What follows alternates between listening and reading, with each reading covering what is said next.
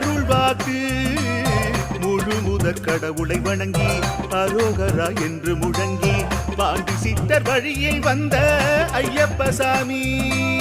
கருப்பசாமி சத்தியத்தால் காட்சி தரும் சாமி என்போம் மகிழ்ச்சியான அருள் வாக்கு தருகின்ற சாமி என்போம் எலும்பிச்சையாலே அனைத்து நோய்களை தீர்த்து வைக்கும் சாமி என்போம் திருநீரு தந்து பெரும் பாவங்கள் போக்கும் சாமி என்போம் பாவங்கள் போக்கும் சாமி என்போம் சமதர்மம் வளர்க்கும் நம்ம